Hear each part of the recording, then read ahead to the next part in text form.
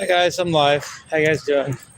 I just wanted to comment on something that I updated my understanding of just now, and that I've egregiously, I mean, in a standout way, but not usually positive, um, had failed to comment about in my videos, and I can't.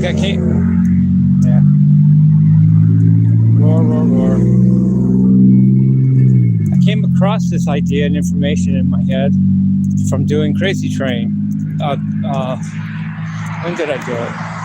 I think it last night. This morning. Last night, yeah. Yeah, last night. And I thought about it and put it together in my head, and I realized that I made a connection I had never really made, is that Randy Rhoades got a lot of influence from Alice Cooper. Alice gets credit more than I had given him because of influencing Randy Rhoades. It wasn't just Baroque music like Bach and Albelloni and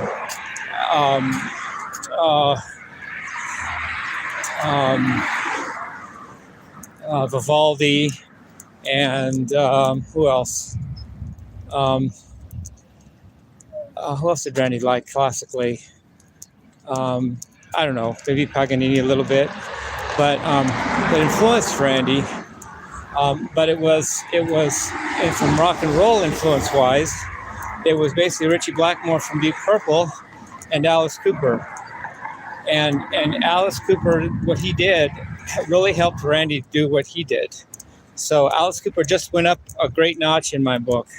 I knew he was greater than I was thinking he was, but I couldn't put my finger on it, because I hardly ever do his stuff, and I just kind of leave him out and all that.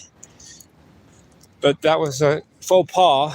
It's a French word for a mistake that you don't mean to make, because I hadn't realized how much he affected. In fact, he affected Ozzy and Randy's, whole thing, the whole Diver Madman thing, and Blizzard of Oz, and biting a head off a bat, and having midgets on stage, having a midget hanging from a noose on stage, like Ozzy did on Speak to the Devil, 1982, with Brad Gillis replacing Randy Rhoades, which he did a good job at. That gothic horror thing wasn't what Alice Cooper helped with that. So I'm giving Alice Cooper credit, and I might do more of his stuff now that I put that together. It's my bad for not seeing that from the get-go. But Alice is on my radar now. So, and I heard how he got his name. You guys want to hear how he actually got the name Alice Cooper? He was playing with a Ouija board when he didn't have the name Alice Cooper. We went by Vince, whatever his last name was. I should know, but I don't right now. It starts with C, I think. Vince. I don't remember. But he was playing with a Ouija board, and someone said that they were a witch that had been drowned or something from the Dark Ages that was coming through on the Ouija board. And Vince, whatever his name really was, asked the witch, "What is your name?" And the Ouija board spelled out Alice Cooper. So he said, "That's it. That's what I'll call myself." He decided to call himself Alice Cooper because he got the Ouija board told him that the Ouija board apparently was saying that Alice Cooper was communicating, the witch Alice Cooper was communicating to Vince through the Ouija board, and that's how he got his name Alice Cooper. So I think that's cool too. It explains the apparent girl nature of the name. I like Alice Cooper. I have a lot of his stuff on CD.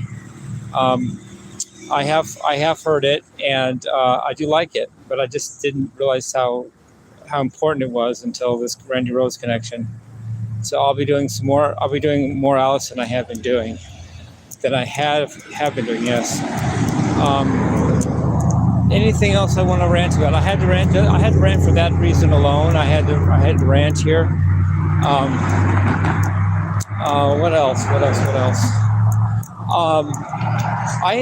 Now that I'm ranting, I enjoy doing the covers the way I'm doing them now. The way I did, I seem to have flipped a switch.